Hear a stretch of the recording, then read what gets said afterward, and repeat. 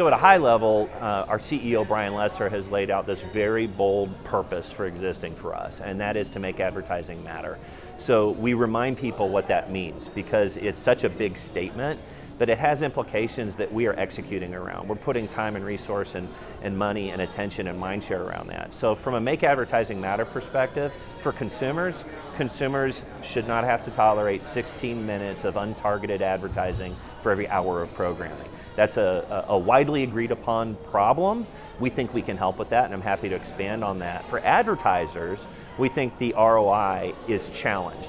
We think we can help with that. They should have more confidence in where their advertising is being placed in terms of premium content. They should have more confidence on the delivery of their campaigns and the reporting that they're receiving around those campaigns.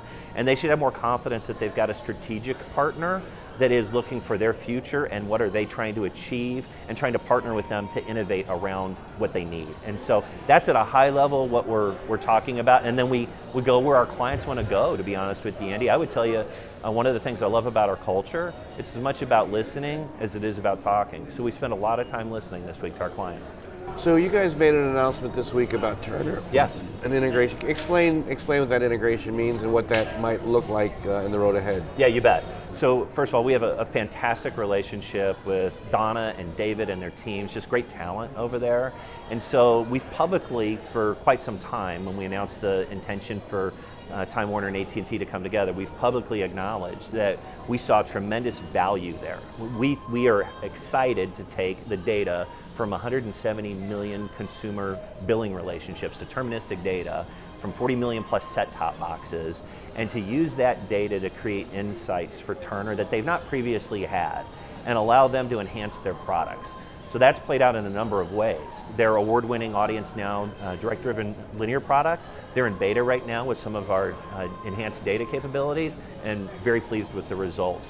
We've used some of our audience targeting segment capabilities to inform CNN Digital and Bleacher Reports. We're working with them across linear, across digital, even Launchpad, which is this terrific branded content product that they've got. We're now working with them to extend that branded content solution into Addressable, so we can take the same audience they're targeting with the branded content and find them in our Addressable footprint. So there are a lot of ways that we're working with them around data, technology, finding solutions that both Turner and Xandr Media and Xandr Data and Xandr Platform can go together and help clients.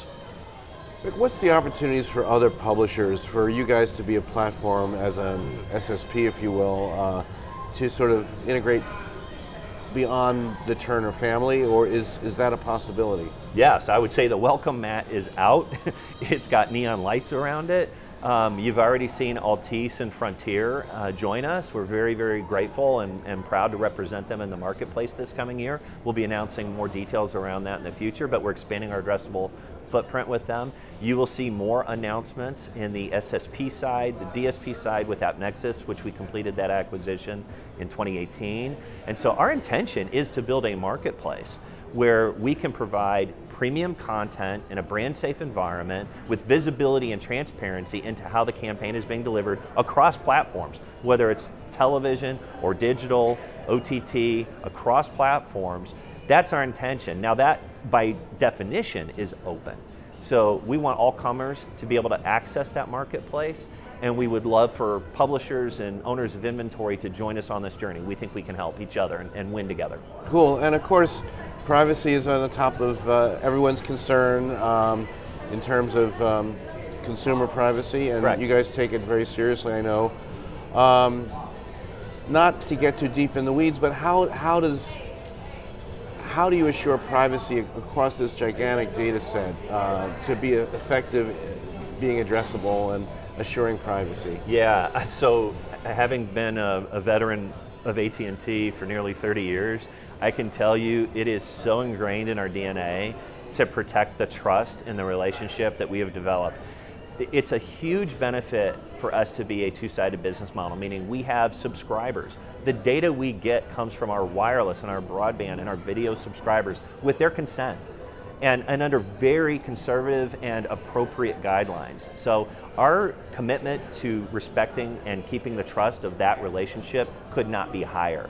Within that, we think there are opportunities for us to use aggregated and anonymized data that's very, very good to actually improve their experiences. So the content that we go secure in carriage agreements can be informed by that data. The advertising that we send to them can be informed by that data. And when we do that, there's less of it, it's more effective, it's more relevant, it creates a better consumer experience. So I think people have a healthy appreciation for the fact that we're not going to in any way jeopardize the trust of a wireless subscriber, a broadband subscriber, a video subscriber, as we continue to create this new advertising capability. That they'll go hand in hand in a good direction. Cool, and Rick, finally, I wanted to ask you, we've talked about Addressable for a long time, we've been covering AdWorks and the industry for several years now, and I wanted to ask you sort of your vision of what Addressable means. Is it the box, is it IP, is it an identity? What is it?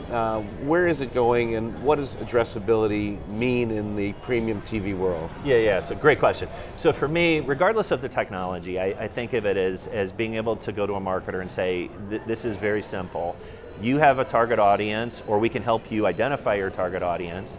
We have the ability to get your message in front of that target, regardless of what they're watching across 70 networks, regardless of whether it's in live or in playback. We can get that message in front of that target audience. That's addressability. I truly don't get into the technology behind it very often. I don't think it's necessary. And oh, by the way, we can then carry that same target across screens into mobile. We're going to carry that same target across platforms into AppNexus and into all the digital publishers that we have there. So having that ability to help a marketer find their target audience, that's addressability.